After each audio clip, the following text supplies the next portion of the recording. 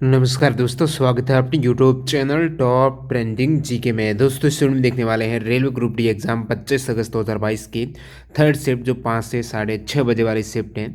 इस शिफ्ट में पूछी गई 20 जीके प्लस 25 साइंस में से यहाँ पर 45 में से 43 सवाल मिल चुके हैं। जीके के सवाल आंसर और एक्स्ट्रा फैक्ट सहित कवर करने वाले हैं।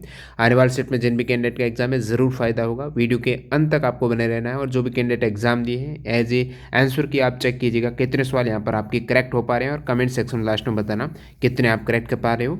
इन सभी कैंडिडेट का बहुत बहुत धन्यवाद जिन्होंने रियल और ऑथेंटिक सवाल है वो टेलीग्राम पर सेंड किए हैं। आप भी अपने से अपने पूछे गए सवाल भेज सकते हो। इसके लिए आपको टेलीग्राम से जुड़ना होगा। जैसे ही एग्ज़ाम खत्म होता है टेलीग्राम पर सवाल सेंड करने की आपको लिंक मिल जाती है और पीडीएफ फाइल पर जो ये सभी क्वेश्चंस हैं टेलीग्राम पर अपडेट हो जाते हैं। जो कैंडिडेट टेलीग्राम से नहीं जुड़े हैं तो पीडीएफ फाइल वगैरह सारा मटेरियल वहाँ पर कंटेंट मिल जाएगा। तो Telegram channel link description box में लिंक से ही आप ज्वाइन करना। अदरवाइज यदि आप सर्च करते हो तो फेक चैनल है, अभी काफ़ी क्रिएट कर दिए हैं, काफ़ी ने नाम चेंज कर दिया है, ज़्यादा फॉलोअर थे, तो वहाँ पर आप थोड़ा ध्यान रखना। तो शुरुआत करते हैं यहाँ पर सवाल जो मिक्स सवाल है 45 में से 43 सवाल देखते हैं। आगे बढ़े उससे पहले मैं आपको बता दूं जो कैंडिडेट हैं ग्रुप डी एग्ज़ाम हो गया, अदर जितने भी कम्पिटिटिव एग्जाम्स की तैयारी करते हैं और मॉक टेस्ट नहीं लगाते हैं, एग्जाम में आपके सवाल मिस हो जाते हैं और काफ़ी आप बोलते हो ये सवाल तो आ रहा था मैंने गलत वहाँ पर टिक कर दिया, तो वो प्रैक्टिस आपने नहीं की है। प्रैक्टिस से ही कॉन्फिडेंस बढ़ता है, टाइम मैनेजमेंट बेहतर होता है, कम समय में ज़्यादा सवाल अटेम्प्ट कर पाते हो। तो जो कैंडिडेट ग्रुप डी में आने वाले फेजेस में एग्जाम शेड्यूल हुआ है, मॉक टेस्ट लगाना चाहते हैं टेक्स्ट बुक जैसे प्लेटफॉर्म से, तो टीटीजी का कूपन कोड यूज़ कर लेना, मैक्सिमम डिस्काउंट मिल जाएगा। टेक्स्ट बुक से फ़ायदा ये है कि लाखों कैंडिडेट जो एग्जाम में आपके पेपर देते हैं उसी प्रकार टेक्स्ट बुक पर भी लाखों कैंडिडेट मैक्सिमम कैंडिडेट मिलेंगे, जिससे आपको एग्जाम से पहले आपकी रैंक पता चल जाएगी, समय रहते आप उसमें सुधार कर सकते हो। साथ ही साथ यहाँ कौन सा आपका सब्जेक्ट वीक है वो भी आप बूस्ट कर सकते हो। तो सभी एग्जाम्स के मॉक टेस्ट टेक्स्ट बुक मिलते हैं, ऐसे नहीं रेलवे के बाद। तो रेलवे के बाद जितने भी एग्जाम्स होंगे एसएससी, बैंकिंग, डिफेंस, यूपीएससी हो गया, अदर जितने भी सीईटी के एग्जाम है स्टेट लेवल के, वो सारे एग्जाम्स एक ही पास में 1 ईयर वैलिडिटी है और टीटीजी के साथ यहाँ पर 20% का डिस्काउंट ले सकते हो। ज़्यादा जानकारी के लिए लिंक डिस्क्रिप्शन बॉक्स में ज़रूर चेकआउट कीजिएगा। सवाल नंबर 1, पोंगल त्यौहार किस राज्य से संबंधित है? इजी सवाल है। तमिलनाडु का त्यौहार है, सूर्य की पूजा की जाती है। इससे पहले पूछा हुआ है कि पोंगल में किसकी पूजा होती है? सूर्य की, तो आपको पता होगा। तो पोंगल में क्या ही बताए, सभी ने तमिलनाडु किया होगा, किसी का ही गलत नहीं हुआ है। अब लोहिड़ी बैसाखी हो गया, ये पंजाब की है। ओणम केरल का है। मकर संक्रांति उत्तर भारत का है। बिहू असम का है। नोखोई की बात करें तो उड़ीसा का है। गुड़ी पड़वा जो प्रथम दिन रहता है चैत्र माह का, वो महाराष्ट्र का है। वंगाला मेघालय का आ चुका है इससे पहले। उगादि है आंध्र प्रदेश कर्नाटक। विशु है केरल का। आने वाले समय में देखना आप विशु आएगा। प्रतिरोध की इकाई किसके समान है? आपको पता होगा प्रतिरोध ओम है, लेकिन विकल्प में ओम नहीं था। V बराबर आई आर ओम के नियम से यहाँ पर व्युत्पत्ति की गई है। R बराबर क्या होगा? V upon I. अब V की होती है वोल्ट और I की होती धारा की एम्पियर, तो वोल्ट बटा एम्पियर आप कहेंगे प्रतिरोध, जो विकल्प में मिल रहा है। गारो खासी और जयंतिया पहाड़ियाँ किसका भाग है? वो है दोस्तों प्रायद्वीपीय पठार, क्योंकि विकल्प में मेघालय नहीं था, उसमें था उत्तरी मैदान, प्रायद्वीपीय पठार, इस प्रकार विकल्प थे। तो स्पेशल यहाँ पर क्षेत्र यानी गारो खासी जयंतिया हिल्स है, ये प्रायद्वीपीय पठार हैं जो मेघालय पठार का वैसे हिस्सा है और मेघालय पठार अपने आप में भारतीय प्रायद्वीपीय पठार का विस्तार है। तो ये आप करेक्ट किए होंगे। नेक्स्ट सवाल, which company launch the EV brand Vida March 2022 का करंट अफेयर्स। तो दोस्तों कल शुक्रवार को एग्ज़ाम है, फिर सैटरडे और संडे को अवकाश है, उसके बाद फेज़ 2 के वैसे कल से ही कंटिन्यू हो जाएंगे। तो 2 दिन में कोशिश रहेगी जो इम्पोर्टेंट जनवरी फरवरी मार्च के 200 क्वेश्चन में करंट अफेयर्स के लेके आऊँगा, इस टाइप से जो पूछे जाते हैं, कहाँ से सवाल आ रहे हैं, थोड़ा जहाँ तक मेरे को आइडिया लगा है, तो वो 200 इंपॉर्टेंट करंट अफेयर्स के सवाल जरूर आप देखना, कोशिश रहेगी। बाकी देखते क्या होता है। विच company launch the EV brand Vida? तो ये हीरो मोटोकॉर्प का ब्रांड है मार्च 2022 में। 86 कॉन्स्टिट्यूशन अमेंडमेंट 2002 में कौन सा आर्टिकल ऐड हुआ है? 21A आर्टिकल है। ये 86वें संविधान संशोधन 2002 के तहत इसको जोड़ा गया है, जिसमें 6 से 14 वर्ष तक के बच्चों के लिए अनिवार्य और निःशुल्क शिक्षा का प्रावधान है। नेक्स्ट यहाँ पर मूत्र है, यूरिन है, इसके निर्माण से उत्सर्जन का क्रम कौन से अंग में होता है? तो ये आप डायग्राम देख सकते हो। निर्माण स्टार्ट होता है जो वृक्क आपको देख पा रहे हो, किडनी की इकाई है वृक्क, और उसके बाद ये जो आप मूत्र वाहिनी देख पा रहे हो, वृक्क से जो मूत्र मूत्रवाहिनी में आएगा, फिर मूत्राशय में इकट्ठा होगा, उसके बाद जो दबाव बनता है ज़्यादा इकट्ठा होने पर और मूत्र मार्ग से ये बाहर निकल जाएगा। ये पूरा प्रोसेस आपको पूछा है, एक तरीके से फ्लो चार्ट आपको बताना था, पाथवे बताना था। तो मानव के उत्सर्जन तंत्र में एक जोड़ा वृक्क होता है, किडनी होती है, वन पेयर आप देख सकते हो, इस साइड भी एक, इस साइड भी एक, और ये किडनी है, एक जोड़ा वृक्क। इसके साथ साथ ये बात हो रही है उत्सर्जन तंत्र में क्या क्या होते हैं, मूत्रवाहिनी होता है, मूत्राशय होता है और मूत्र मार्ग होता है। और वृक्क है वो उदर में रीढ़ की हड्डी के दोनों ओर स्थित है। वृक्क में मूत्र बनने के बाद जाता है मूत्रवाहिनी में, उसके बाद मूत्राशय में, फिर वो एकत्र होकर आगे मूत्र मार्ग से बाहर निकल जाता है। तो ये पूरा प्रोसेस है। धावन सोडा कैसे बनाया जाता है? धावन सोडा है नमक से, जो सोडियम क्लोराइड है, एनसीईआरटी में दे रखा है कि NaCl से धावन सोडा बना सकते हैं। साथ ही साथ दो विकल्प था, तो चूना पत्थर के साथ आप ये रिएक्शन कराएंगे NaCl की तो धावन सोडा बन जाएगा। धोने का सोडा है Na2CO3 यानी CO3 सोडियम कार्बोनेट है, इसमें 10 जल के अणु होते हैं। नेक्स्ट वाले यहाँ पर सवाल था धोने की सोडे के उपयोग क्या है? धावन सोडा नाम से स्पष्ट है, एक तो इसका उपयोग घरों में साफ सफाई के लिए हो जाएगा, जल की स्थायी कठोरता हटाने के लिए हो जाएगा। सोडियम कार्बोनेट का उपयोग कांच, साबुन और कागज उद्योग में भी होता है। नेक्स्ट यहाँ पर कौन सी ऊष्माक्षेपीय अभिक्रिया है? रिएक्शन वाला वीडियो देखना, मैंने बताया था ऊष्माक्षेपी रिएक्शन का, ये प्राकृतिक गैस का दहन और श्वसन ऊष्माक्षेपी है। साथ ही साथ ये भी पता है कि शाक सब्जियों का विघटन, ये सभी ऊष्माक्षेपी यानी जिसमें ऊर्जा निकलती है लास्ट में उत्पाद में, वो ऊष्माक्षेपी रिएक्शन है। तो श्वसन की रिएक्शन आप देखेंगे, ग्लूकोज है, इसका ऑक्सीजन से रिएक्शन होता है तो 6CO2 6H2O और ऊर्जा निकलती है, ये ऊष्माक्षेपी। दहन करते हुए आप मेथेन प्राकृतिक गैस का, उसमें भी CO2 और H2O और ऊर्जा निकलती है। आवर्त सारणी में ऊपर से नीचे यानी अप टू डाउन और लेफ्ट टू राइट मूव करते हो, उस केस में परमाणु आकार में क्या बदलाव आता है? ऊपर से नीचे जाने पर कोष की संख्या बढ़ रही है, परमाणु आकार क्या है? बढ़ता है। लेफ्ट टू राइट मूव करने पर नंबर ऑफ इलेक्ट्रॉन्स बढ़ रहे हैं लेकिन कोष उतने ही हैं, तो वहाँ पर इलेक्ट्रॉन्स और प्रोटॉन के मध्य आकर्षण बल बढ़ेगा तो उसका साइज कम हो जाएगा एक तरीके से लेफ्ट टू राइट मूव करने पर। यूटी जो केंद्र शासित प्रदेश है जहाँ पर मुख्यमंत्री नहीं है, जैसे दिल्ली में तो है, तो मुख्यमंत्री जहाँ पर नहीं है वहाँ पर कौन होता है शासन के लिए? उपराज्यपाल। बल्ब का फिलामेंट किसका बना होता है? टंगस्टन का होता है। बल्ब का फिलामेंट किसका बना होता है? टंगस्टन। अब टंगस्टन का आपको पूछ ले, सिंबल क्या है? W से करते हैं इसको, और इसका मेल्टिंग पॉइंट एग्जाम में पूछा गया था, ग्रुप D 2018 में पूछा गया था। 3422 डिग्री सेंटीग्रेड है बल्ब का फिलामेंट यानी टंगस्टन का मेल्टिंग पॉइंट। कुल्लू घाटी, कांगड़ा घाटी, ये कहाँ पर है? हिमाचल प्रदेश में है कुल्लू और कांगड़ा घाटी। और कांगड़ा में एक मंदिर भी है जो है बजेश्वरी माता का मंदिर है कांगड़ा में। कुल्लू घाटी ये हिमाचल प्रदेश की, हिमालय की जो घाटी है। नेक्स्ट वाला, विषाणु जनित यौन संक्रमण के कारण रोग कौन सा होता है? अब यौन संक्रमण के काफ़ी रोग होते हैं जिसमें एड्स भी एक है, एड्स हो गया, सिफिलिस हो गया, गोनेरिया हो गया। तो आपको HIV जनित पूछा है जो एड्स हो जाएगा, वायरस जनित आपको पूछा है जो HIV वायरस से होता है, एड्स। स्वराज पार्टी की स्थापना मोतीलाल नेहरू के साथ देशबंधु ने की थी। तो देशबंधु है वो किनको कहा जाता है? इससे पहले आ चुका आपके ग्रुप D में, जिसमें मैंने बताया कि चित्तरंजन दास करेक्ट था। आज पूछ लिया है, इनडायरेक्टली पूछा है, मोतीलाल नेहरू के साथ डायरेक्टली पूछ लेते तो भी स्टूडेंट कर देते, क्योंकि मोतीलाल नेहरू और चित्तरंजन दास ने मिलकर स्वराज पार्टी की स्थापना 1923 में की है और ये डिजॉल्व हो गई थी, इसका विघटन 1935 में हो गया है, विलय हो गई 1935 में। नेक्स्ट यहाँ पर 23 दिसंबर 2021 को किस राज्य सरकार ने शक्ति आपराधिक कानून विधेयक पारित किया जिसमें महिलाओं के खिलाफ अपराध पर मौत की सजा सहित कड़ी सजा का प्रावधान है?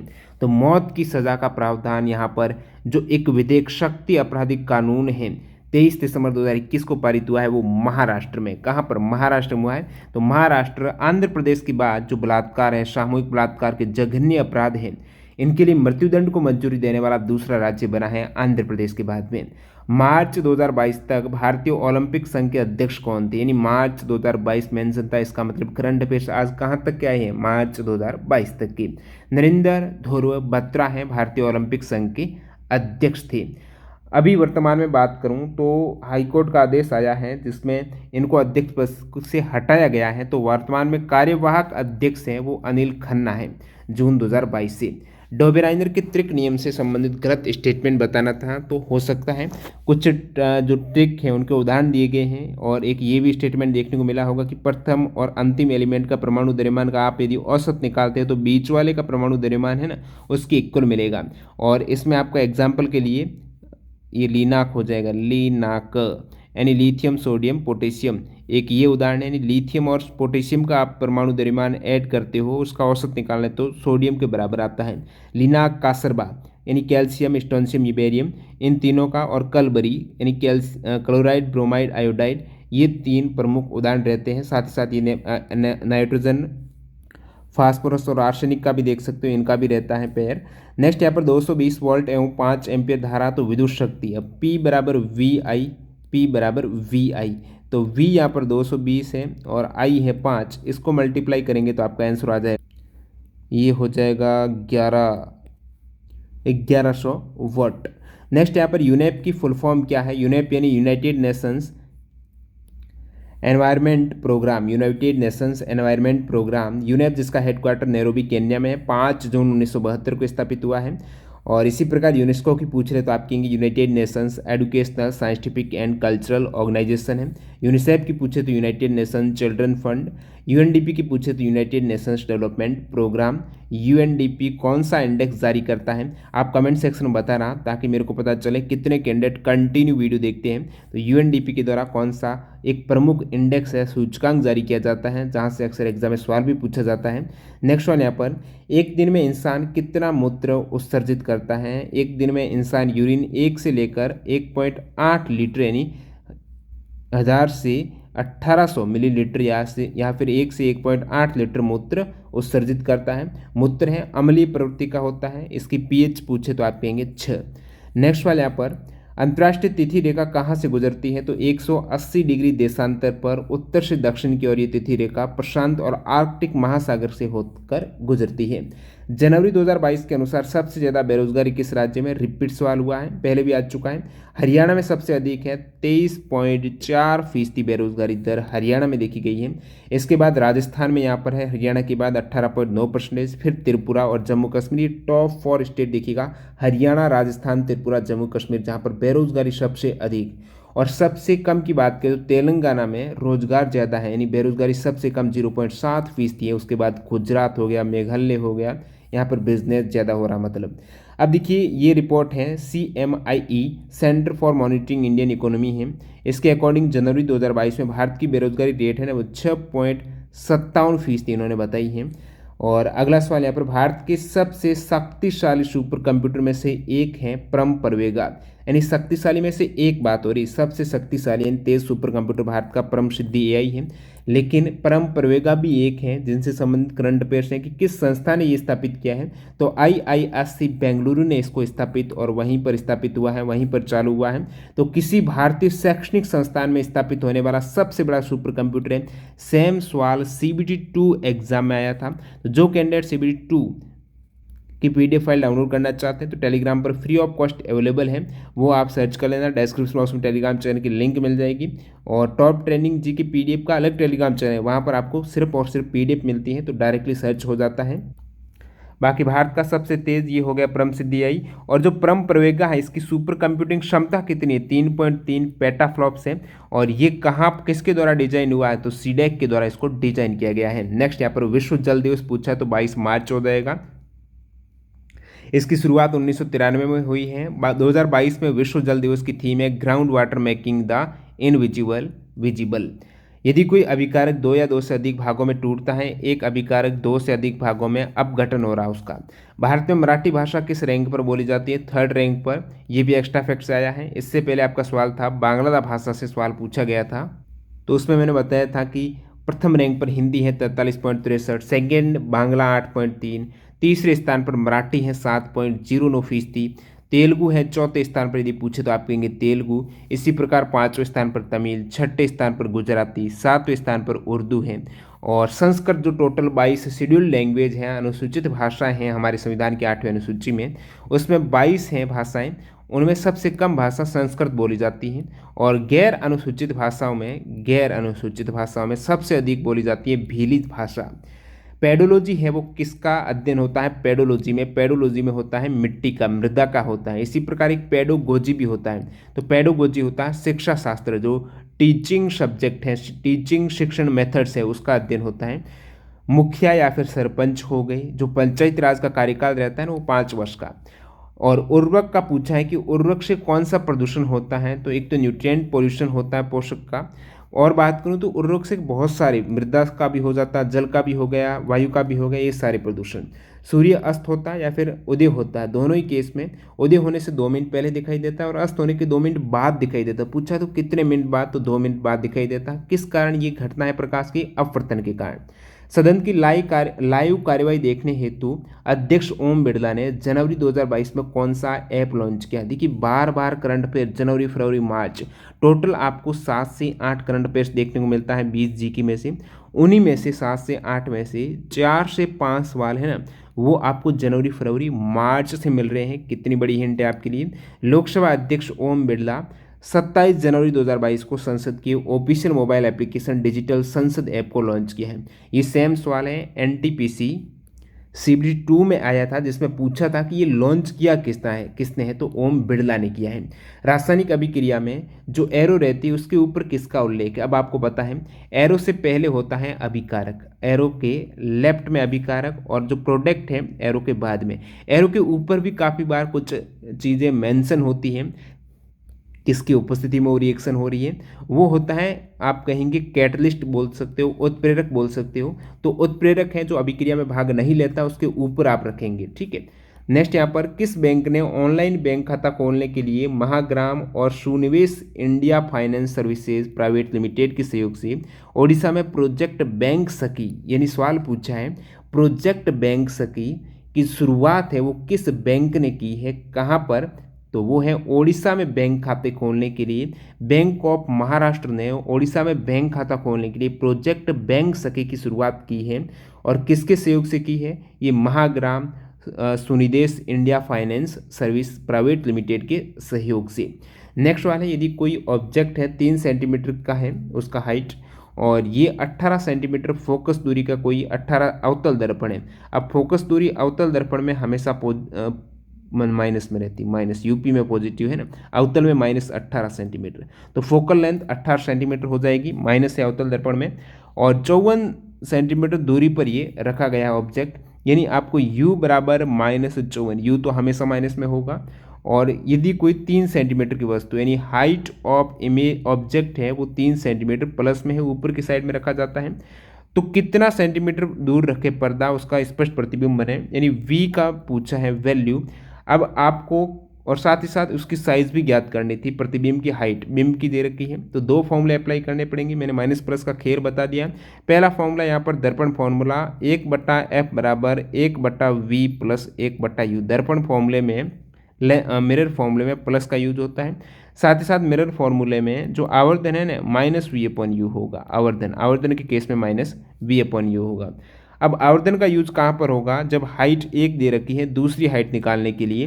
तो आवर्धन होता क्या है वैसे एक्चुअल में? हाइट ऑफ इमेज बटा हाइट ऑफ ऑब्जेक्ट बराबर -v/u। तो यहाँ पर आपको हाइट ऑफ ऑब्जेक्ट दे रखी है 3 सेंटीमीटर प्लस में रहेगी ऊपर की डायरेक्शन में। हाइट ऑफ इमेज आप h डैश से निकालेंगे जब आपके पास v की वैल्यू आ जाएगी। u की वैल्यू ऑलरेडी -54 है, तो आप कहेंगे v की वैल्यू कहाँ से आएगी? v की वैल्यू आएगी इस वाले फॉर्मूले से। f दे रखा है, u दे रखा है, v यहाँ से निकालेगा, v निकल जाएगा तो एक डिस्टेंस तो वैसे ही आ जाएगी। सेकेंड आप h डैश यहाँ से निकाल सकते हैं क्योंकि हाइट ऑफ ऑब्जेक्ट आपको दे रखी है।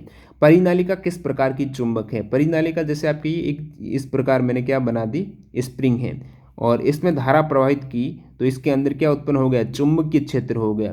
तो परिनालिका एक इलेक्ट्रोमैग्नेट कह सकते हो। चुंबकीय क्षेत्र उत्पन्न कब होता है? जब धारा इलेक्ट्रॉन प्रवाहित होते हैं।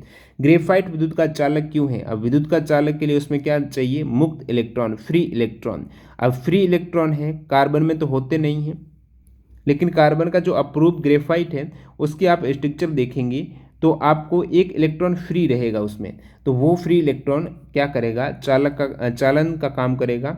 What is the correct pathway of sperm in order? Pathway का 2 सवाल पूछा है, यूरिन का पूछ लिया और यहाँ पर स्पर्म यानी शुक्राणु का पूछ लिया।